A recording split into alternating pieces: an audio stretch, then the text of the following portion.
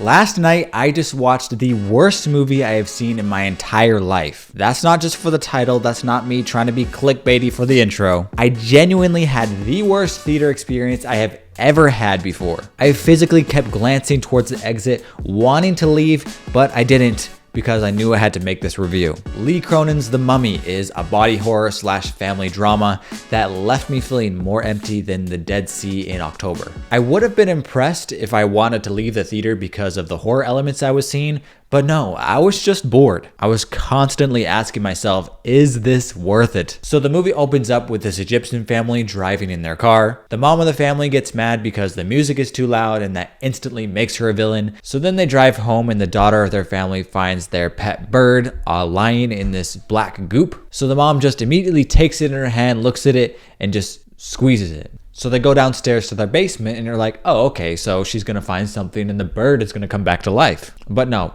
don't think about the bird. It never comes back. It had nothing to do with the plot. She just wanted to kill a bird that was full of black goop for some reason. So basically they go downstairs and awaken this mummy that has been in their basement for some reason. And it looks like it possesses the dad of the family, but then again, I'm not really sure. So then after that, we're introduced to our main family, which is an American family, and they're living in Cairo because the dad is working on some TV show. The daughter of the American family gets stolen by the Egyptian family mom, and we don't know what happens to her. Later, we find out that she was stolen so that this mummy spirit can be taken out of their family line and put into another one. And this is where you realize that this movie is basically a lot of setup throughout the whole thing. A lot of very slow setup, because then the movie jumps 8 years later and the family now lives in America again and they seemingly have given up on finding their daughter. After 8 years, they get a call from Cairo saying that their daughter has been found.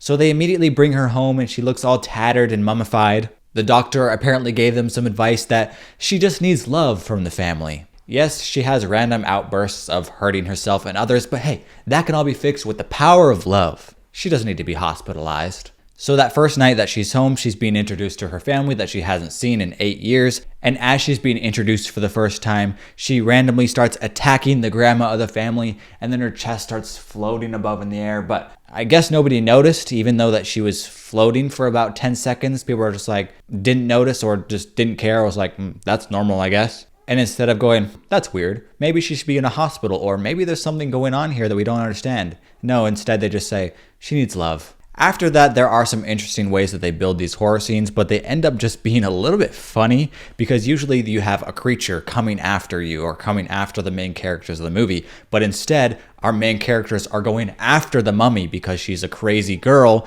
that has not been around people for a long time, and that's all they know.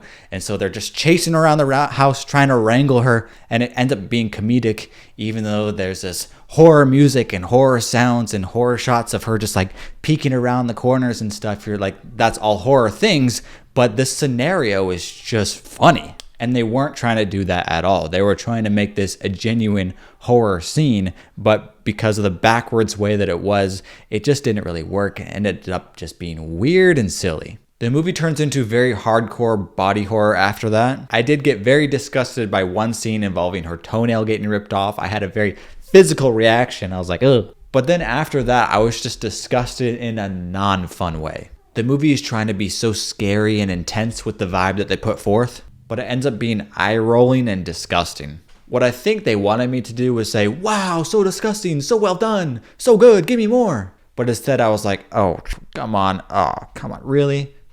Oh, just stop. Oh. I am interested to see other people's opinions on these scenes in particular. I can see a small group of people kind of catching on to that vision and enjoying those scenes. And there's a possibility that I would have enjoyed it more if the plot was more coherent. They try to give the father and mother some backstory, some grief, and some shame about losing their daughter in the way that she was lost. But that isn't fleshed out enough for you to care about it. I think that should have been a much bigger part of the story.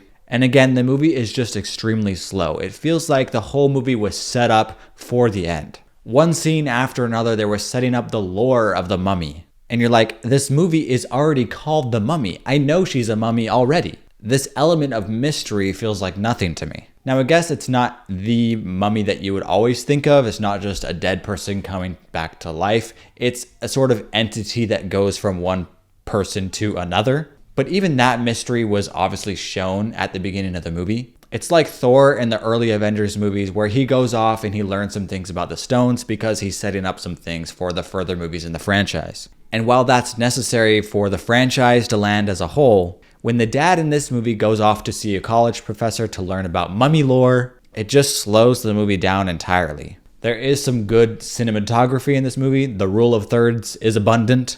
But that to me even ends up being part of its detriment because you can see that they're trying so hard and yet all of the shots feel very one note. Nothing stands out because it's all shot in this way. I would give this movie a 1 out of 10. It tried so hard to be a horror movie, but it ended up being a disgusting comedy with shallow plot and empty characters. But anyways, guys, this has been Boltage Bros. My name is Jarom. I review a new movie every single week. I even try going to see these new movies that I don't think I would see otherwise and try to enjoy them, try to understand them the best that I can. So if you're into that, subscribe. I've got a bolt.